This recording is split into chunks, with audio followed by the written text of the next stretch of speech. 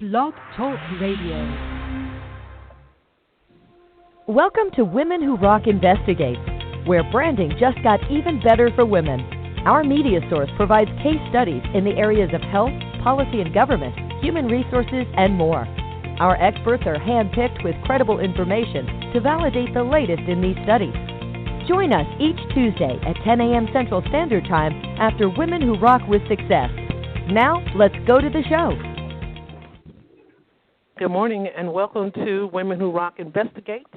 And this is your host, Ms. Diane Winbush. And so thank everyone for tuning in today. We're going to get straight to the topic.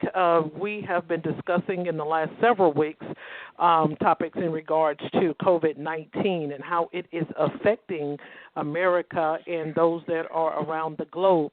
And so today we're going to be talking about the classroom because it appears to be a very hot topic button where parents are concerned, of course, and, educational professionals are also concerned as well. And so we're going to get the resources that you need in order for you to be able to remain safe and the pros and cons of the students returning back to the classroom. So our guest panel today is we welcome to the show Ms. Dr. Sharon Jones. She is the founder and CEO of Dottie Rose Foundation, and she's also a consulting foundation as well. We also have Lindsay Wander. She's the founder of Worldwide Tutoring. Karen Gross, she is a former college president, and now she is the president of and I forgot, and I'm going to let her explain it to you. I forgot what she had told me to say, but I'm going to let her chime in, and she'll be able to explain a little bit more. And then, and last but not least, we have Janet Ferrone, and she's also the president of Ferrone Educational Consultants. So welcome to the show, and we're going to start with Dr. Jones, and we're going to let you share with the audience a little bit about you and your expertise and your foundation. Thank you so much, Diane. Again, as she said, I'm Sharon Jones, and my organization focuses on supporting girls in middle school and computer science. And then I also work in the school system helping to integrate computer science and STEM across curriculums, in particular for those schools that have been designated as STEM schools or computer science schools. And I have been in the education system for about 20 years as a computer science educator and a fierce supporter of all things public education. Mm-hmm. Great. Okay. Thank you. So, Lindsay, tell us a little bit about you and about the Worldwide Tutoring Foundation. So I'm Lindsay Wander. I am the CEO and founder of Worldwide Tutoring, and we provide in-person and online services to students of all ages, all abilities, all subjects. But what makes us unique is we interweave into our instruction deliberate lessons on the learning and life skills, so metacognition, executive functions, interpersonal skills, and things like that. We're also, changing a lot due to COVID, so we have the learning pods and a lot of ways to help parents during this time. Okay, great. Okay, Karen? So hello to the fellow panelists and to the listeners. I am a former college president and the senior policy advisor to the U.S. Department of Education. I'm also an author and educator now, and I specialize in trauma and its impact on student success, both in terms of learning and in terms of psychosocial development. So I spend a lot of my time helping schools reopen. I go to disaster sites when there's been a flood or a hurricane or a school shooting, and I spend a lot of my time helping to ensure that schools and teachers succeed, notwithstanding the hurdles that stand in their pathway. And by the way, obviously, with COVID and racial tensions and economic uncertainty, I think about, write about, and help schools deal with all of those issues based on a new book that just came out in June 2020 from Teachers College Press. Mm-hmm. Okay, thank you. Okay, and so Janet? Hi, the great panel to be on. I have 33 years experience in the Boston Public Schools running programs for students with different challenges, different disabilities, primarily social, emotional, behavioral, and I started a program for students with depression, suicide, and anxiety. And I've worked primarily in schools that are in very low-income, high-violence communities. So my perspective is always coming in with an equity lens and trying to address the students that are often marginalized, the students of color with disabilities in non-traditional living situations, culturally and linguistically diverse students. So that's really where I come from. And I was always doing word-of-mouth consulting, and several years ago I formalized it. And similar to Karen, I work with schools in many of these issues in terms of making sure that all their students are thriving, particularly in the special education areas. And again, with COVID, I do teacher training for and courses for different universities, and I've moved my programming online, so I'm doing a virtual academy on transforming teaching to meet the diverse needs of learners while streamlining planning. So that's a bit about me. Okay, great.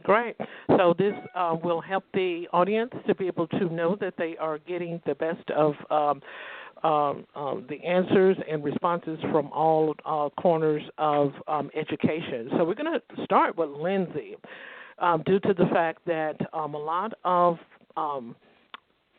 students as well as the teachers are having to train their children, teach their children through virtual learning. How has that been to a pro and con for the student and for the parent? How is that able to be able to help a little bit?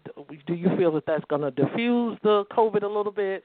Because I think that sometimes we're kind of also getting off focus a little bit in regards to the COVID. We're paying more attention to the mask, but we're not focusing on the hand-on-hands contact. So take, for instance, if I'm going into a department store and if no one's there wiping down the door handle periodically, I can also be subject to get COVID as well. So how is it better doing training virtually versus in the classroom on your perspective? Well, education is important, but so is safety and health. So I would say if I had to rank them, then, health would be more important in that case because you can't really learn if you're not healthy. So having all the lessons move online has been nice. I know that there's been a learning curve for a lot of people. We've always offered online services, but a lot of parents, I think, were nervous about how effective it would be. And now that the parents are experiencing Zoom meetings for themselves, they're starting to see, this can actually be quite efficient. So we have had a very huge increase in the number of students who are even in areas where we offer in-person tutoring who are still asking for online. I think not just because of the safety, but also the convenience. There's a lot easier to schedule. You have a lot more instructors as your option because you're not limited by what location the instructors can go to or where you can go to. And there's also the option of kind of last-minute tutoring. Like we are offering a standby tutoring program where if a student just needs 15 minutes with help for a few problems on their homework to get moving, they can do that, which isn't always possible with in-person lessons. So I think that now that people are starting to see not only is it safe but convenient and efficient, more and more people are starting to consider it as a plausible and like a good way to continue learning. Okay. So, Janet, this question is for you. With the experience that you have had, you've, just about 35 years of education. So, in perspective as a sociability, how will this affect the children not being able to react with others on a social level? Do you think that we may see issues down the road with that? Well, I know this is a question on a lot of minds. I was just interviewed on this topic for a Boston newspaper. And I think to put it in perspective, I think people are maybe a bit romanticizing the in-person instruction. It's going to look nothing like what it looked like before. Before COVID, students would be in a classroom. You would put 4 students at each table. They'd have their heads together, collaborating on a problem, doing a project together. That's no longer possible for the time being. So the students are 6 feet apart, or however, distanced apart. And then if you think about, like you mentioned, about people getting more comfortable with Zoom, if you have a breakout room where you have that small group of students, they're talking to each other, if they have their cameras on, they're seeing each other's faces. Teachers are also getting very adept at the interactive apps. There's lots of apps like Padlet and Flipgrid, Nearpod, tons of them where kids are actually working together, collaboratively interacting. Again, teachers, I'm, advising teachers that in the beginning, focus on the social emotional, focus on the getting to know you. I think it's very different in that the last school year, teachers had been with their students for the bulk of the year, and then it switched to remote. This is a new situation for many that they may not be familiar with the students and the teachers. So I think that we, as the last commenter said, that, as people get more agile with the technology, there's ways to really make it more effective. I'm obviously not saying that, in person, it's still of value, and particularly for, younger kids who may not have, the classroom experience yet. But I think, again, the safety issues, we're talking about possible deaths here. We're not talking about a common cold or, people having a strep throat. So I think really weighing the safety and what can be provided virtually.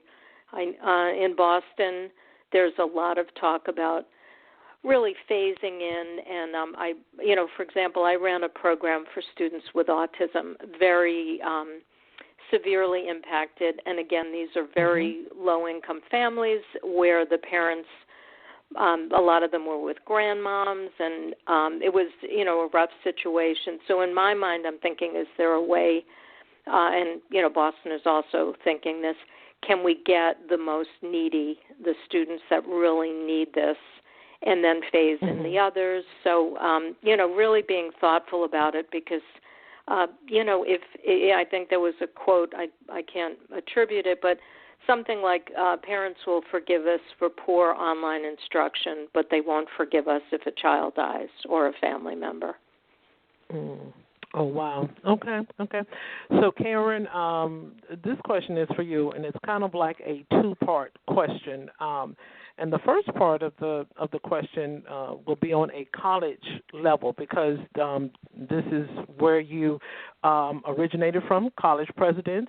And so, of course, we have a spike in parents seeking retribution as to virtual learning for their students when they perhaps maybe have paid for 4 years college, revenue for their children annually. And so we want you to be able to share that with us, as well as how safe are college students in this area while COVID is going on, simply because of the fact it's a difference between the high school and the grammar school and the college students. College students, they stay on campus. Some of them, or perhaps maybe 65% of them, live on campus. They have to wash their linen, perhaps maybe have to wipe down and what have you, versus the technical academy children or the grammar or high school children. They go home every day. So share with us a little bit about that, and as well as to the factor of the parents filing a lot of lawsuits against, Freddie Mae, Freddie Mac, and all of them. They're suing these institutions because of their children not being able to, not children, adult children, are not being able to have the classroom experience. So you've actually asked me many more than two questions. Karen, are you still there? But still okay, here. Dr. Jones, are you with us? Hear me? Yep, Can you hear me? So let me see if I can answer the questions in reverse order. Okay, that's fine. The second question is going to the issue of how safe are campuses and what are the challenges of having college students on a campus. And I want to point out that I think there are both physical safety risks for sure, and we've seen that in colleges that have gone back in person and within several weeks or even a week have had huge outbreaks of COVID and have had to change what they're doing. But in addition to physical risk, I think we've underplayed the psychological issues that campuses have to be ready for when their students return. And that's, by the way, whether they return physically or whether they return online. Because if you come back to campus and you are isolated in your room alone for 2 weeks and fed a boxed lunch and not allowed to engage with others, that's a very different collegiate experience. And if that college shuts down after you've been there for a week or two, you have yet another transition as you move out, back somewhere, maybe home, and then maybe go to online learning for a while, and then perhaps return to campus. So I think the campus experience and the decisions about whether to reopen are not only very complicated, but I think people have had a very difficult time sticking with a decision. And I have to add that were I a college president, again, I would not have started with online learning, started with in-person learning without knowing more about our capacity to control COVID. The risk is too high if you can do quality online learning. Now, that gets me to the point of what are you paying for? Some colleges have, and the problem starts actually with when we shut colleges in the spring, literally like light switches, we switched them off, and we hadn't thought through, nor have we fully thought through now, the whole cost question that comes up. So when you left campus in March of last year and you'd already paid for your room, board, and tuition, and suddenly you don't have room and board, and your classroom experience has changed to online, that has raised issues about rebates being owed to families or students who have paid. But what people are forgetting is there are other fees embedded in there, student life fees, athletic fees, all sorts of fees, just like you have on airlines, that also aren't necessarily being rebated. And so when we say the college experience, what you're paying for is just the classes, that's not true. In many cases, you're paying for the entire campus experience, which includes classes, it includes lectures, it includes meetings with professors, it includes group activities, it includes athletics. And so the idea of not having thought through the cost question has led to families suing both for the past semester and rethinking what should be the costs for the current semester. And I have to say, one of the most frightening things for me is that when the University of North Carolina at Chapel Hill opened and closed within a week, it did not appear that they had planned for that closure, and so they hadn't dealt with the financial issues, let alone how to transport the students back home and all the costs accompanying it. So sadly, I think we should have done and still need to do way better planning before we reopen with a set of scenarios and communication strategies and financial strategies for what to do when various things could or might very well occur. Okay. That's a very great response, and thank you for that. I think with all of the election that's coming up, and also with the children starting back, whether it's grammar students or college students, I think we have a pretty good road ahead of us in regards to how the COVID is going to be minimized with the contact that we have to have on a daily basis, I would say. So, Dr. Jones, in that on that keynote there, how does the Dottie Rose Foundation support students? Is it virtual, or is it classroom style, or is it both, where they can be able to obtain the learning? Thank you so much. Yes, so our foundation supports both.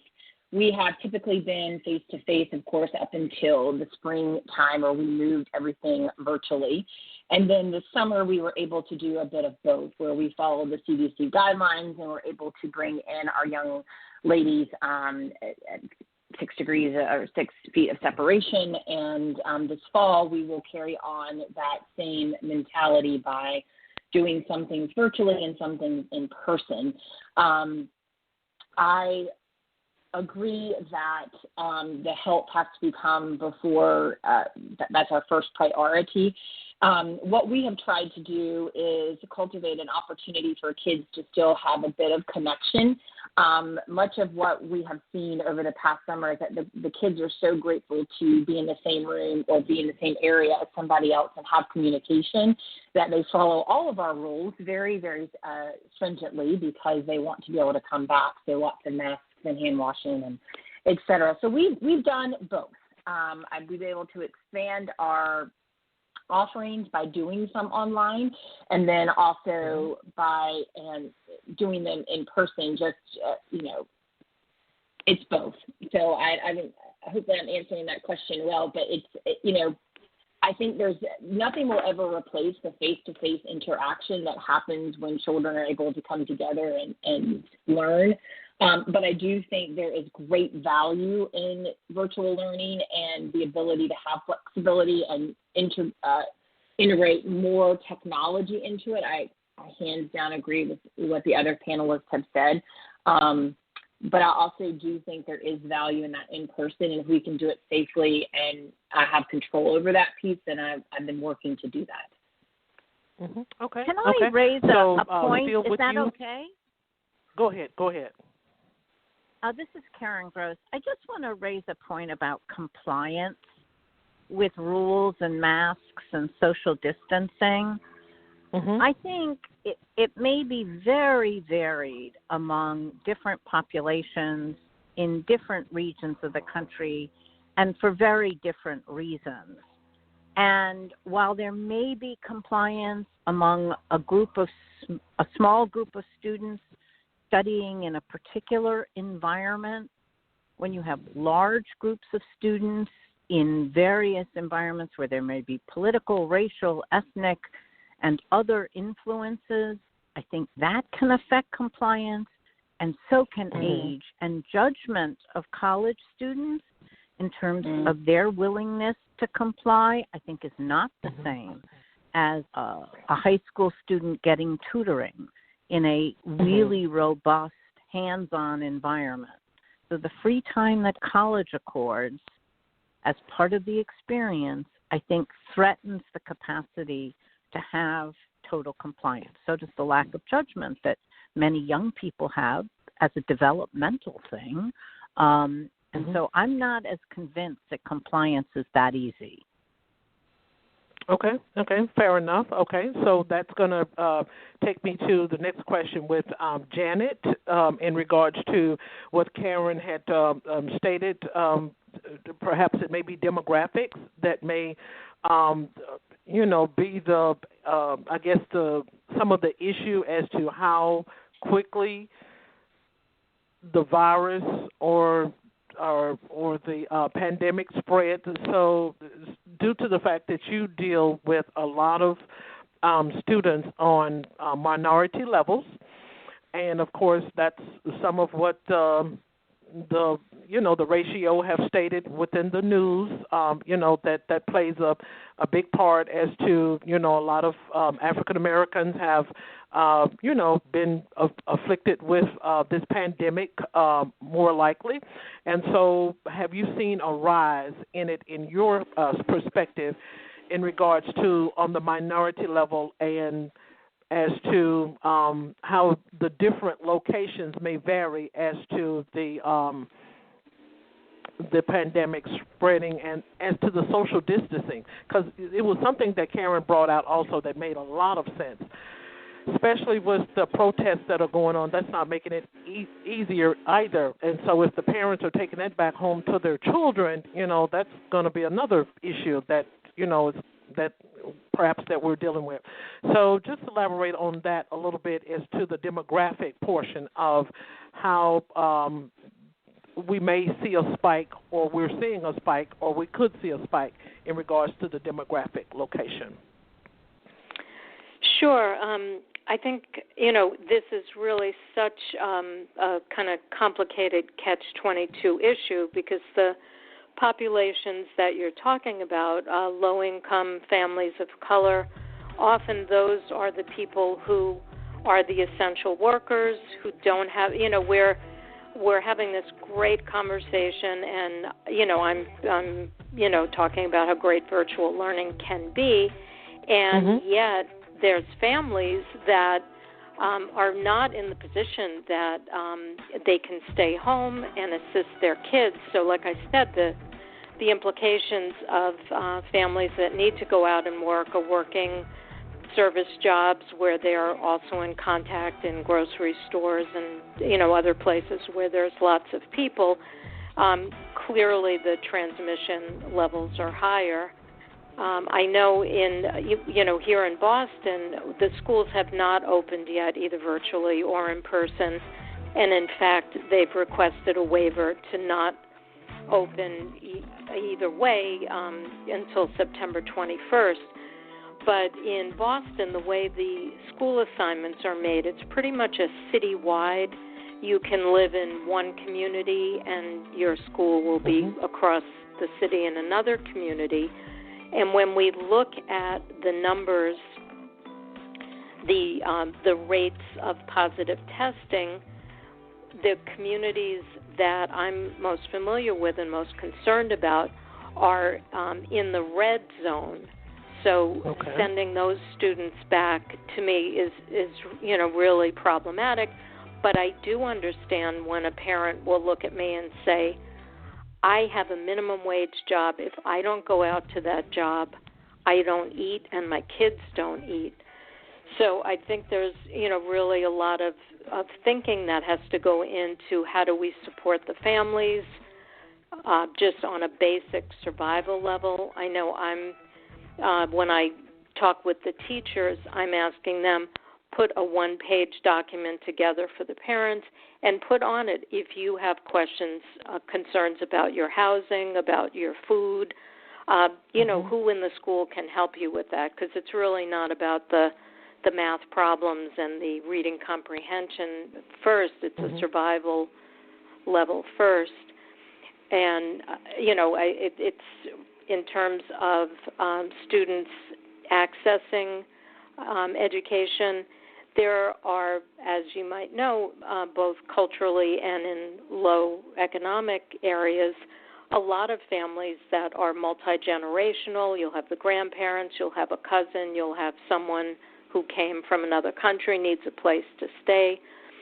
So in addition to the transmission rates, even if the school provided a Chromebook or, some type of laptop, you may have 3 or 4 kids who need to be online, which is, why some of the unions are looking, to do a little more asynchronous where it's not live, so that, for example, many students will be caring for toddlers and, younger siblings and can't be Zooming for, 3 hours straight. So the equity issues, it could be a whole show on this because they're just so complicated. Absolutely, yeah. I agree with that. Thank you so much. So, Lindsay, this question is for you. Do you think that we are going to see a norm in virtual learning here in our demographic? It's in the state of Tennessee, in a local jurisdiction is Memphis, and so of course it's an outrage that is going on now with the health department and the parents.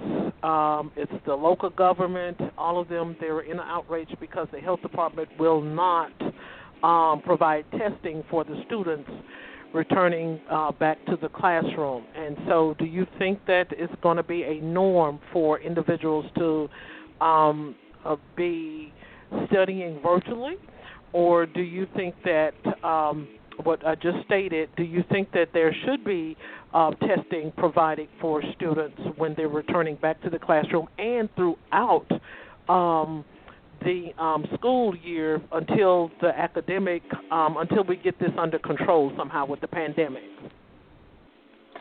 So a couple answers to that. I do think that we've been slowly moving towards technology as being really prevalent in our education. So this idea of virtual learning, I think, is something in our very near future, regardless of what's going on with the pandemic and COVID. Some of the advantages of it is that, you know, a lot of students are having access to curriculum and even instructors that they otherwise wouldn't have access to with not having to pay. So I know, like, there's a lot of, you know, Harvard instructors that are doing courses online that students would otherwise never be able to listen to speak, and now they're giving their instruction for free. So things like that are really great. There's also the ability of technology to be able to differentiate and go at the student's own pace. So there's advantages of technology, and I definitely think we're moving in that direction. But in terms of, you know, having the students come in and giving them assessments to figure out where they are, I think that that's something that we should always be doing. I mean, even in my tutoring company, I give diagnostic tests in the beginning just to kind of see what areas do I need to focus in on. It helps direct my teaching, and then we periodically retest to make sure they're mastering what they're supposed to and to know what areas we need to reteach because they haven't mastered it yet. So it's not really meant as something punitive or a way of labeling kids. It's a way for teachers to understand what we need to do to get them caught back up to where they should be. So there definitely should be some kind of assessments. Although assessments aren't flawless, there's obviously, you know, some issues with standardized tests. I think that they're better than nothing. Okay, great. Okay, so Dr. Jones, what measures first of all, let's back up. Are there any type of, perhaps maybe like when the classroom starts, whether it's virtual or in person, with the Dottie Rose Foundation? So when the teachers enter into the classroom, are there any type of, quick learning assessments that you offer to the students in order to be able to maintain safety, cleanliness, you know, wash your hands or what have you while, they are at the learning center? Absolutely. So I think this conversation has been so good because it's hard to pin down exact answers in terms of virtual versus in person, and all of those pieces. And let's be true that virtual learning has been going on for a long time. We have an entire virtual academy in North Carolina that many of our students have participated in. So it's been a part of our learning for a while, and there's so many great things that we can learn from doing the virtual interaction. In terms of making people feel more comfortable when they're walking in to think about the safety around COVID, et cetera, what I have done a lot with, because my focus is computer science. So when I'm working with my educators in my schools, we talk a lot about the process of computational thinking and thinking through what is an algorithm, what is problem solving, what are ways that we can be aware of the situation that's occurring. So I tend to make this a lot of fun, and we have an entire algorithm or a song around what we need to do in terms of washing our hands and our mask checks and how that works. And then on the online piece, We have a conversation every day about how students are feeling, and we often integrate some kind of technological piece to it, creating their own emoji, drawing a picture, and then walking through the process of what that felt like when they were drawing or writing those thoughts. So for me, it's a combination of thinking through. This pandemic has made us all have to stop and think, and it's really, as much as it's overwhelming and a bit scary, it's also a really pivotal time for education in terms of how we think about working with our students and finding a way to really meet the needs of all of our kids. And I think there's going to be some neat, I think in the end, when we begin to find ourselves out of the tunnel of this, that we will find a really innovative way to include and continue virtual learning and also some in-person pieces. I think that, to me, is a great mixture, because then you are really differentiating the learning, where there's kids that learn great on their own, and then there's kids, like several of the panels have said, that need to come in person or maybe don't have access to what they need to do virtually. But I have tried to make this as I want students to know that this has obviously been a pretty horrific time in our culture, but we have to figure out a way each day to think of something positive and figure out how do we begin to problem solve our way through all the things that have happened. Mm-hmm.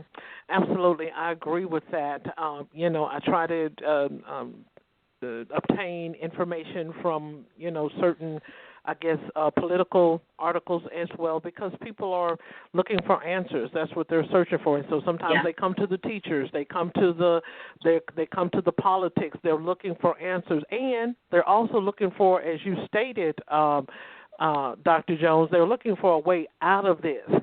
They're trying to find a way. But I think, as some other commentators have expressed on CNN, that this may be a way of life. This may be something that may be around for a while, virtual learning as well as the classroom.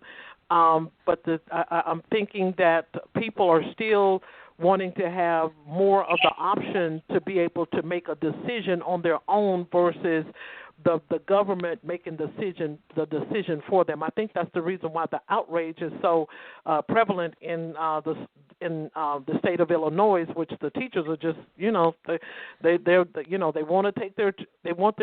want to be able to be free, to be able to make their own minds up of whether they send their children, because America is the land of freedom, and so that's what they're trying to express. And I do understand some of their concept, which brings me to the next question for Karen, even though we do continue to see the protests in Chicago. And so here is a clip from an article from the New York Times, which stated unions are threatening to strike if classrooms reopen, but are also pushing to limit live remote teaching. It says their demands will shape pandemic education. It says, how can they mediate this on both sides? So that question is for Karen, if she's comfortable with answering that. Well, that's not an easy question. And the role of unions differs depending on where you are in our country. And some unions have a much better relationship with the local government than do others in other locations. Okay. And I understand the need for teachers to find ways to protect themselves, as well as to reflect on how they can do the best job that they can for their children. Not only their own children, but the children that they teach. And ultimately, sadly, we are having a hard time across our nation with people getting together and compromising and getting out of people's silos and working together. And so the difficulties with the unions is in many ways just emblematic of the larger social issues that we're having in terms of people cooperating, coordinating, finding consensus-based approaches. So I don't think it's an easy fix for these unions. But I also think we have many other social issues for which there are no easy fixes at this point in time. But can I add a complexity to all of this, as if unions weren't complex enough? There are some parents who are opting out of schools altogether and creating learning pods within smaller groups of similar families in the neighborhood and hiring a teacher. And I worry, particularly as someone like some of the other panelists, I worry about the growing equity divide in education. If we have learning pods so that wealthier children can avoid going to public or private school, and we have unhappiness at the public school level because teachers are really uncomfortable with what's being dictated to them. And by the way, it would be way better if they participated in the processes of deciding what should be happening, and many of them are excluded, which exacerbates the problem. Ask what will happen if we have many of our students learning separately from the school system and we get through the pandemic. What will be the equity divide then among children? And that's a really frightening thought, because the equity divide already is big. If it continues to grow, and the biggest impact is felt on kids in schools where the parents can't afford learning pods and where there are troubles with unions, then we will end up in a much worse place after the pandemic in terms of where students are and what their future looks like. And that's not acceptable. We need to help all our students, not just the ones that look like some of us, but all of our students, black, brown, and white. Okay, great. That's a great response. This next question is coming from an article from the Washington Post, and it's for Janet and Lindsay. So we're going to get Janet's take on this quote first. It says, America is about to embark on round 2 of its unplanned experiment in online education. Now, we just heard from, I think it was Lindsay, who stated, or maybe Dr. Jones, who had stated this has been around for a long time. Virtual learning, when we do homeschool, people have, homeschooled their children for centuries. I guess I want to say that. And so why do you feel, according to this quote, and this is from the Washington Post, America's about to embark on round 2 of its unplanned. Why do they feel that it's unplanned? It's an experiment. This is not an experiment. Children work on technical devices every day. They learn technical devices. You can purchase technical devices, from toy companies or what have you, where children can be able to learn and what have you. So why do they feel that it's an unplanned experiment? You first, Janet. Well, I think, as you said, students have been homeschooled, students have been on devices, but this is definitely unprecedented and unplanned, where entire school districts, you had mentioned Chicago, the forced nature of the device as the teacher as opposed to the device as a supplemental learning tool. So I think, just from the conversations we've been having, again, from the equity issues you mentioned, the pods, just to jump back to that a bit, one of the things we're thinking about in Boston around that equity is, can the schools design pods for students that wouldn't normally have access to the paid private pods? So people are trying to think creatively about that. But in terms of going back to the digital instruction, it's, again, as earlier, a lot of the parents are very confused about this. A lot of the immigrant families who English isn't their first language. I know, in Boston, we drove dropped off Chromebooks to families, and some of the families said, well, that's great, but we don't know how to turn it on. The whole things that a lot of times we're thinking, is the learning effective, and we're hearing back that we don't know how to turn it on and set it up. We don't know how to log in. The other thing that I hear over and over again is that, particularly in the higher grades where students have multiple teachers, one teacher is using one platform, the other's using that. There's a link, there's so many links. Follow this link to read this article, put your answers here.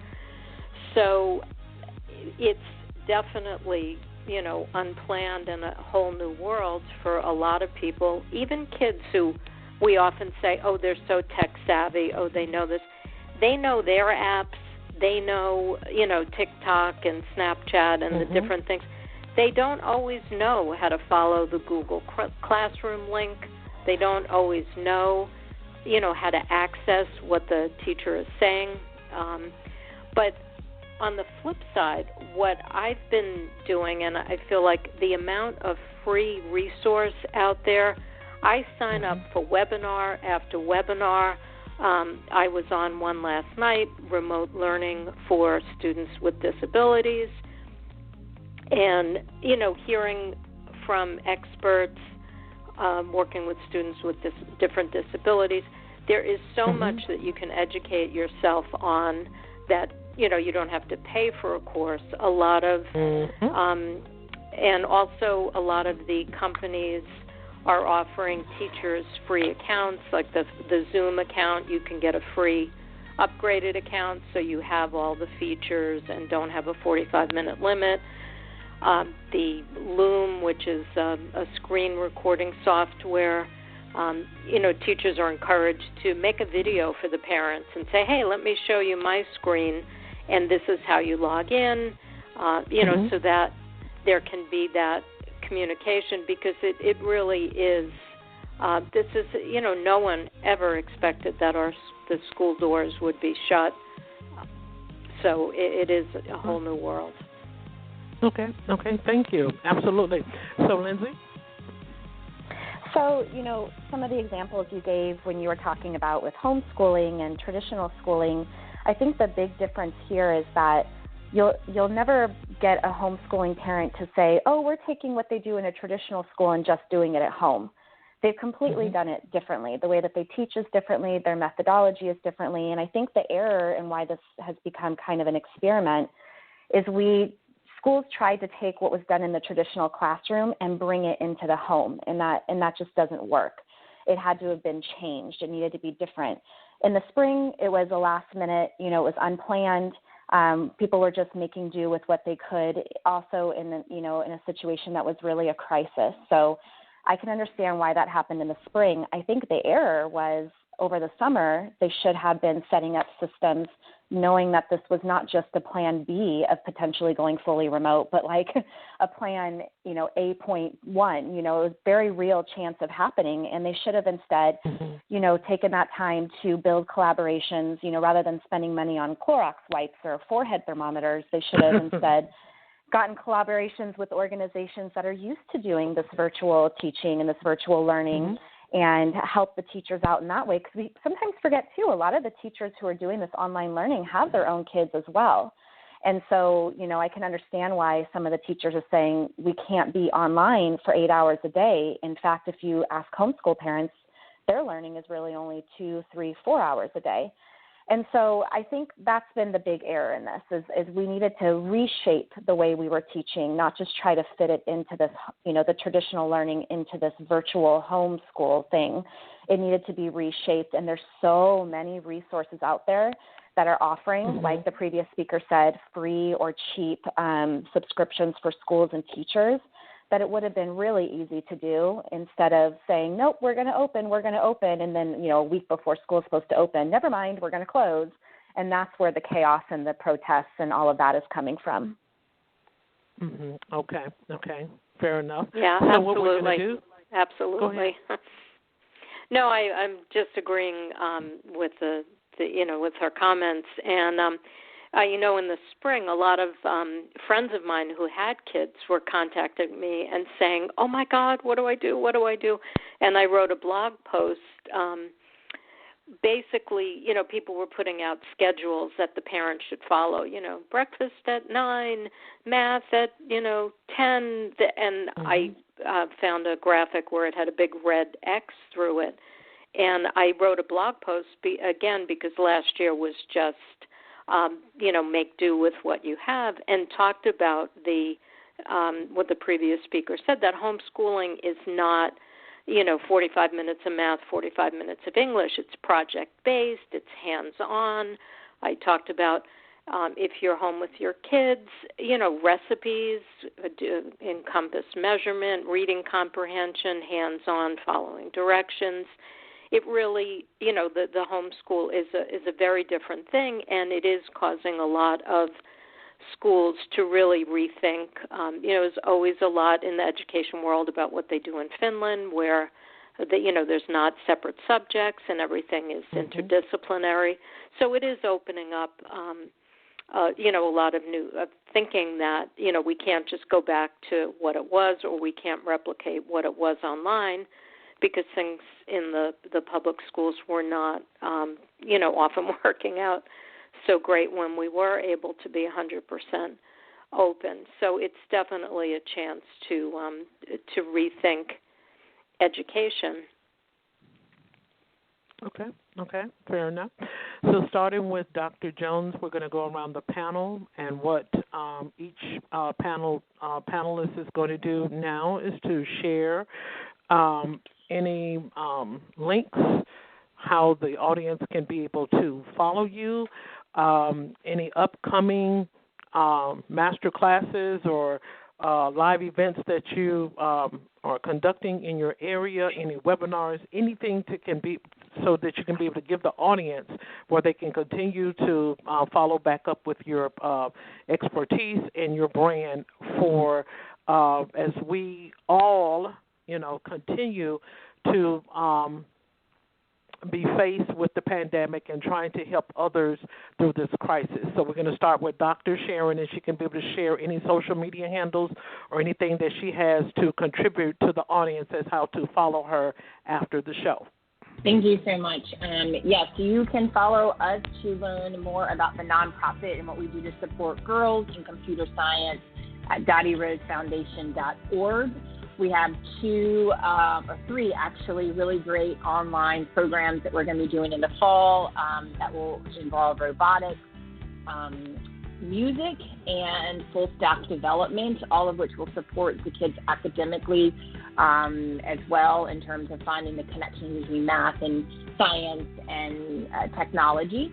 And then you can follow us on social media at Dottie Rose Foundation. And then in terms of what I do to help public school systems integrate computer science, and in particular doing that right now by integrating STEM and virtual learning, integrating STEM into virtual learning, you can find more about that at the dotconsulting.co. And I do lots of professional development and coaching to help teachers find their grounding and being able to create the hands-on experiences using the STEM framework and increase student engagement as we navigate through all of the virtual learning ups and downs.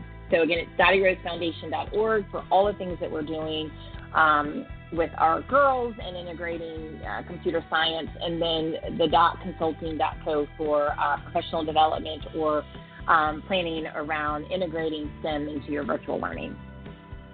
Okay, great. Karen? So I just want to add something before I share resources. I do think this is a unique opportunity to think about education differently and to be bold and creative about it. And so while it's really easy to be hugely critical of what's happening and to turn parents who shouldn't be teachers into teachers, I do think there's the potential here, if we look at the glass a different way, of finding remarkable ways to make inroads in education that will improve the lives of all students. In terms of finding me and the work I do, the best way is through my website, which is www.karen, Karen, Karen, Gross, Gross, education.com. So www.karengrosseducation.com. I write both adult and children's books. I have trauma-sensitive adult books and trauma-sensitive children's books, many of which have engaging activities that adults and children can use and learn from both together and independently. And I have two products that are coming out that I think may really interest people because they're fun, actually. And I think we have to remember that even in the middle of a pandemic and all these racial tensions, learning can and should remain fun. One is called Tongue Twisters and Beyond, Words at Play. And it has everything from tongue twisters to spoonerisms to love twisters to brain twisters to Mad Lib-like things. And kids can pick it up and use it to lower their tension, their stress, their autonomic nervous system. Teachers can use it or give it to kids at the beginning of class if they're struggling. Adults can use it. Kids can carry it in a backpack or a bedside. It's really helpful. And I have a forthcoming download with Dr. Ed Wang, who is at the Department of Psychiatry at Mass General Hospital, called the Feeling Alphabet Activity Set, which is all about identifying feelings we're having, both positive and negative. And that's also on my website and will be downloadable within the next 10 days. And that website, again, is www.karengrosseducation.com. And it's been a pleasure, by the way, to listen to the other panelists. Okay, thank you so much. It's been a pleasure having you. Janet? Hi. I also want to echo that the other panelists were wonderful, and we don't know each other, but it feels like we really were aligned, and I look forward to connecting with all of you after this. The website you can reach me at is www.feroneconsult.com, FERONE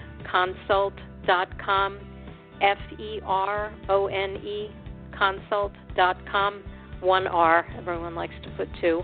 And there's a resource section on my website. I have also trauma-informed resources that you can get for free. And I'm in the process of compiling anti-racist, anti-bias resources, so that will be a separate resource page when we get that up there, which will be soon. And because of my commitment to equity, within the past month I started two groups, both called E2 Equity Educators, or E Squared Equity Educators, both a Facebook group and a LinkedIn group, where educators and concerned individuals, we share resources and ideas and discussions for students furthest from educational justice, the populations I mentioned before, special needs students, students of color, English learners, LGBTQ students, all the students that have not always gotten a fair shake.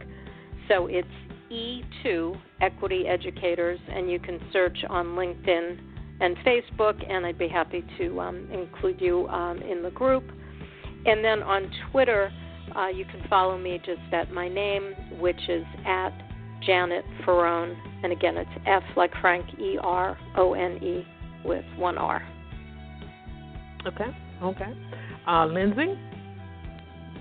So, again, just thank you for everyone for being a part of this, and thank you for inviting me. My company is Worldwise Tutoring, and that's a good place to start is to go to our website, worldwisetutoring.com. There you'll find blogs with a bunch of advice for parents and teachers in regards to how to handle this work from home, school from home situation.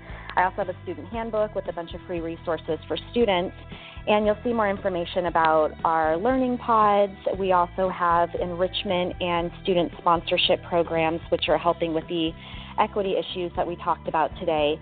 So if you're interested in sponsoring or nominating a student or hearing about our affordable enrichment programs, again, to help make learning fun, go ahead and check out the website for that.